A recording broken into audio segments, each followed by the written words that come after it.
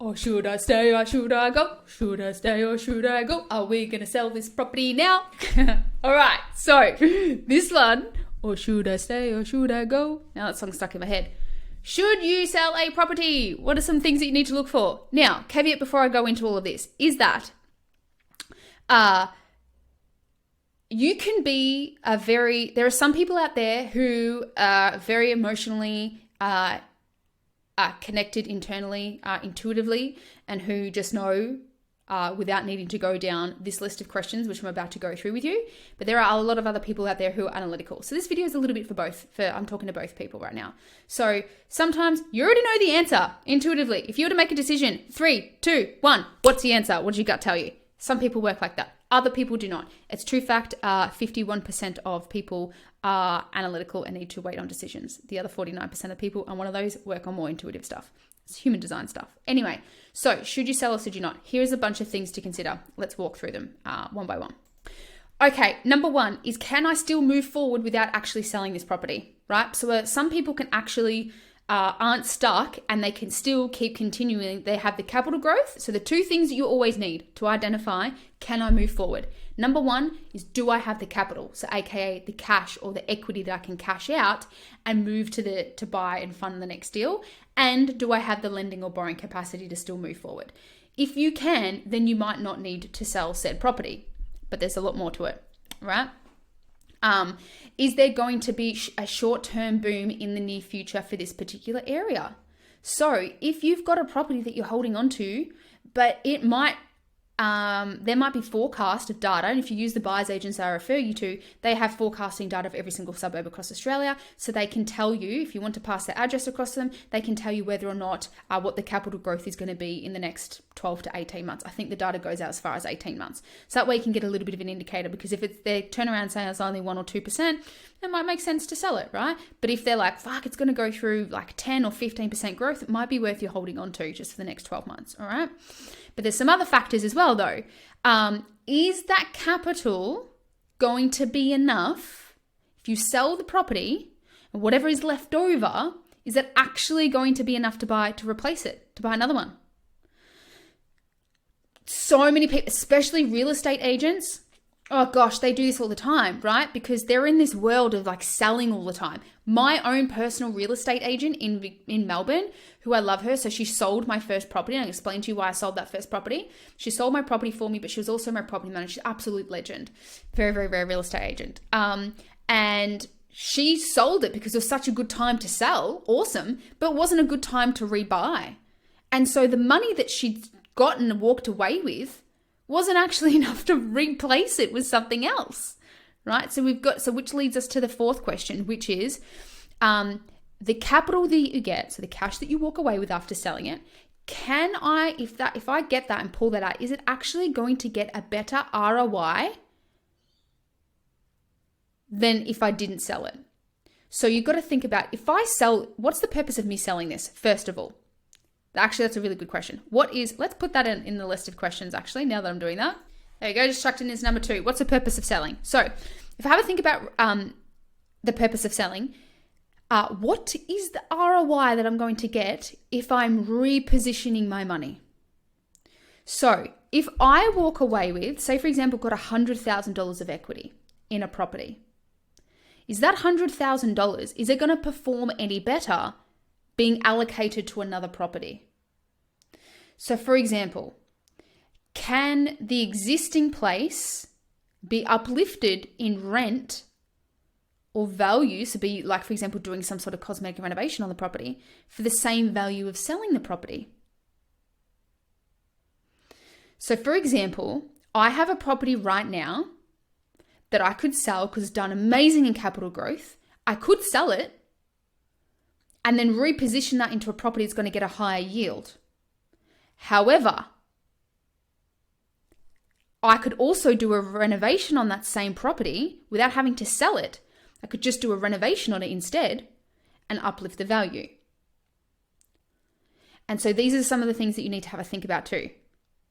could I just pull out 20K? Because if I'm going to spend if I'm going to sell it and then spend, say, $20,000 on stamp duty to rebuy something else, stamp duty I'm just paying the government, I could have just spent that $20,000 on renovating the property and potentially getting the same sort of return then and uplifting the capital value of that property and also the rent as well.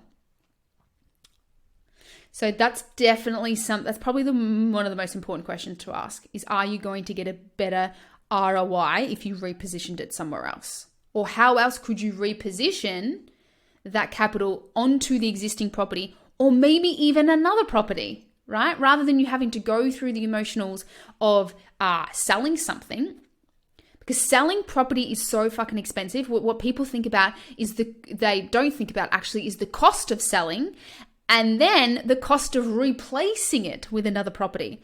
Because you pay stamp duty, say for example, you pay stamp duty and all the cost to buy it, to acquire that property.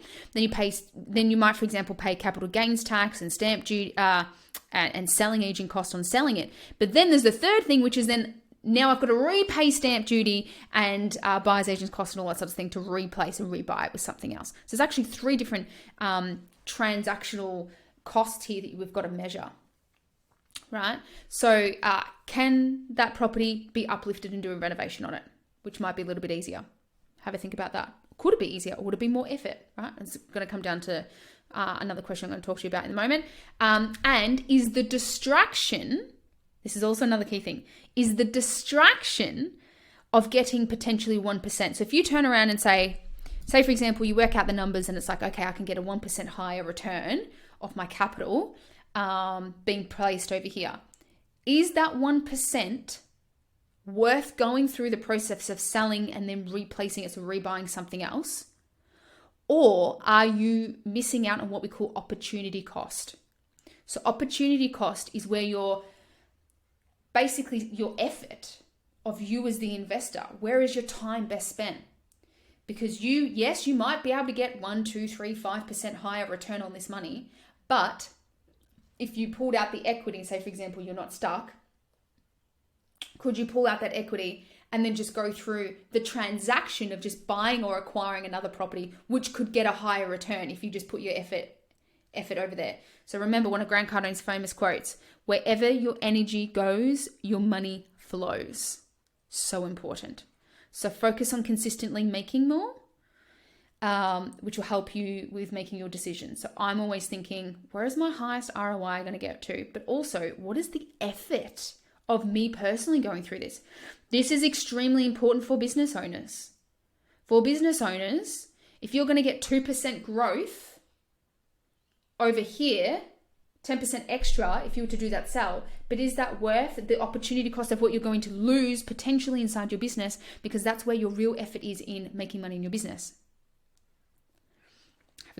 Interesting to think about though, right? All right, number 5. What is the exact capital that I'll actually walk away with after selling? Again, something else. I thought it was common, but it's not. Turns out people are just selling blindly without thinking about these things. So what are the selling agent costs? You need to go and find an agent to give you a couple of quotes to work out what are the exact costs of everything. Capital gains, CGT, stands for capital gains tax. You need to have a think about, if you don't know what capital gains tax are, probably Google. I don't like to talk about it because it's an accounting thing. So I don't have a topic on it because I'm not an accountant, but essentially capital gains tax is whenever you sell something, whatever the profit is, it'll get added on to your taxable income for the year. So this is why I also want to talk to business owners here. You need to have a think about the income that you're making in your business that year. So strategically align your business to, is this year a capital growth focused? Am I focusing on increasing the capital or the profits or revenue in my business this year? Or am I focusing on scaling and expanding my business so my profit won't be as high? Awesome. Then that might be the right year to sell it as well. Right? Because it's going to depend on, and is what sort of structure do you have it inside of as well, which is also going to come into a place. So if you have inside trust structures, can you then offset it and then put it, and it's getting really intense, but non-financial advice, but could you put it into a shell company or a bucket company, some people call them, to then hold that in there as well. So it's definitely time to talk about with your accountant in terms of your capital gains tax. Stamp duty of the new place, right? So if you're going to sell it, after selling and after paying the agent their costs, the capital gains tax, if it was an investment property. If it was your own PPR, then it might not make sense at all. Then that's obviously, capital gains tax is relevant. But do you also have the money to then pay for all of the other costs to replace it, such as stamp duty, buyer's agent's costs, conveyances, all the purchasing costs, right? What is the yield going to be on the new place? Actually, we can kind of get rid of that. It's kind of mentioned in property number 5, in question number 5. And then can the existing place be uplifted in rental value for the same value? Actually, I just already sort of, let me scrap that. Let's get rid of that one. Okay, lastly, number 6, the big one. Is there some sort of emotional bad energy or juju holding you back from this particular property, or energy that you're just holding on to? So I'm now going to bring up my situation of why I chose to sell my first property. So my first property was intentional to get me to capital growth, which is what most people need to start off, because most people are poor, right? And they don't have the capital. So the capital, right, the increase of the value is very, very important for the first couple of properties, right? Because that's your overall wealth bucket. Now, my property number 1 does not tick all of the boxes that I now teach everyone, right? Because it was heavily negatively geared, and it also did not have value add. So I could not do a cosmetic renovation on it, or add on a granny flat or a subdivision or anything, purely because it was brand new property. So it doesn't tick the 3 boxes. It only ticked 1 out of the 2. Now, the other reason why I got rid of this property was, number 1, was I was stuck. It was holding me back from a lending perspective. So, tick, it was holding me back. All right, awesome. What was the purpose of selling my property? Okay, the purpose for me was I wanted to try and move ahead and get some more properties. Awesome. Was there going to be a short-term boom? No, it had already had the short-term boom. It had already had a massive boom, sorry. This is the first property that most people know this story. I literally made $200,000 overnight on this property, right? So I felt like I'd won the lotto. And was there going to be enough capital in order to buy another one? Absolutely there was. In fact, I replaced it with 2 other properties as enough for 2. So hence the reason why I did that. And was my capital being pulled out going to get a higher ROI on it being repositioned? Absolutely. I used 2 other properties that have now got double-digit growth as soon as I did that. And was the capital enough after selling it, after all of the expenses? Was it going to be enough to buy properties? Yes, it was. Obviously, I used it to buy 2 more properties. So, and number 6, there was an emotional bad juju with this property as well. It turns out that, I don't know why, but this one particular property, even though it was brand new, every single tenant that we had moving into this property had some sort of horrible story, or they wrecked the place, or they just complained about everything. But I'd not, just to highlight, I've never had that experience with any other property. I've had amazing tenants in every single property. I barely even hear from any of my other properties at all. And this particular property, even though it was built brand new, I never lived in it. Literally, it was only 3 or 4 years old when I decided to sell it. So it had just bad juju about it. So that particular property literally ticked every single one of these boxes that I'm telling you today as to why I decided to sell it. Intuitively, I didn't even need to be analytical about it, because I knew within my gut and within my mind that it ticked all of these boxes anyway, without actually putting pen to paper. So next tip is, I would highly recommend putting this down pen to paper, putting a column down on the left-hand side, just writing out the questions, and then I want you to put it on the right-hand side, create a T column like this, left-hand side, put these down, and I want you to put a yes or no answer to each one, and then work out whether or not that yes or no answer equals you getting to the purpose of selling and to your next goal, okay? And there's going to be some people who are just like so emotionally, there's so much emotional bad juju that it numbers don't even come into place, and that's okay, right? I had literally one friend who got rid of the place because of a bad relationship, and even though financially it was a dumb move, she's like, I can't hold on to this investment. Like, she was literally holding on to the investment for like 3 years post them breaking up, and it was just horrible is having them connected. And I was like, babe, there's an opportunity cost here on its own, because she wasn't able to live a more fulfilling life and then start thinking about other properties because emotionally she was holding on to this. And I'm like, it's better off cutting your losses. And I think it was going to be at a loss of like 20 grand for her. But she still had more capital to move forward in other ways anyway. So emotionally, the emotions were holding back from an opportunity cost as well. So something to think about. So this is a really good one, a good question to put into the Facebook group as well. Is just chuck into the group and be like, hey guys, I'm considering selling this property. Has anyone else sold a property? If so, what were your considerations, and what actually led you to deciding to sell this property? All right. So overall, my position on selling is it's typically one of the worst decisions most people make. They sell too regularly, and I think in Australia it's because we're all hyped up on this whole real estate agents like really get us wind up into selling. It benefits them more than anyone else, right? So I would just think really heavily before selling, because most people, when I speak to them about property, there are way more people that regret selling property than buying one. So have a think about this and put in a little bit of thought behind it. Hope this one was valuable for you.